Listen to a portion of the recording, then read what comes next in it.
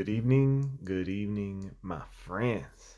Today, today, yeah, see that? My eye messed up. It's okay. It's good. It's healing.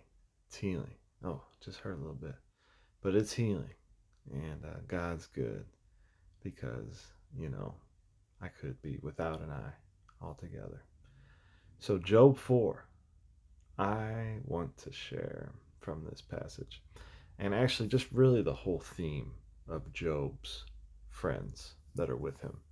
And I just wanted to point out, since we're talking about suffering, and just point out a problem that some people in Christianity and Christendom will think that, um, for instance, if something bad happens to somebody, the first thing we think, uh, if we don't have a right understanding of God, is that it's because of some sin that the person committed, or we'll think, oh man, they must have done something wrong, or or or they must have been sinful, or oh wow, um, maybe they seem like a good person in front of us, but in private they must have been a sinful person. So Job 4, I'm going to just read Job 4 and 7, starting verse 7, and just kind of talk about this. It says, "Remember, I pray you, who ever perished being innocent, or where were the righteous cut off? Even if, as I have seen, those that plow iniquity and sow wickedness reap the same." And if you read the whole book, like all his friends ever do is talk about how this judgment has come upon Job because of his wickedness. They even go as far as, they like, you kept you didn't give to the widows, you shrunk back from giving to the poor, you did this, you did that. And Job's like, no, I did all those things, right? So it's important to see this, because we do that sometimes. And I'm not saying, I'm just saying, I know that I've done it.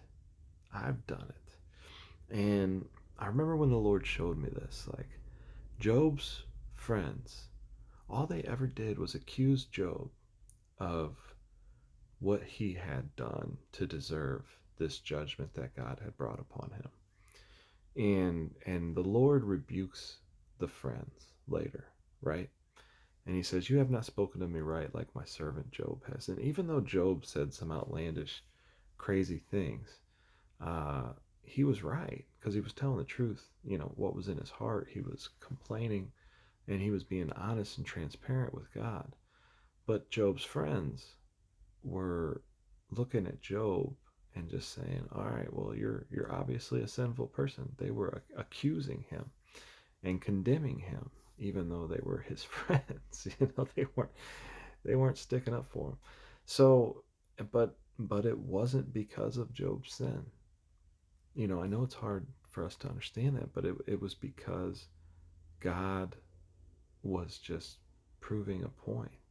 Uh, God himself testifies of Job.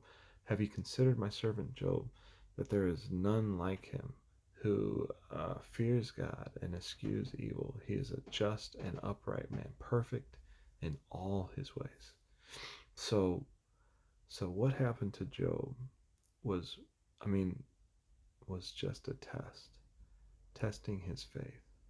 And it's hard to understand that, but we can't sit here and think that we know why God allows what he allows in people's lives. And we surely should never do what Job's friends did and say it's because of their sinfulness.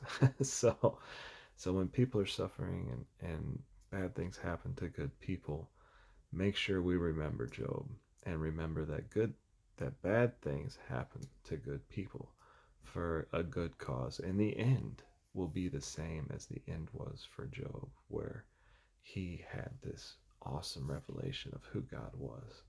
So that's all that matters. Amen.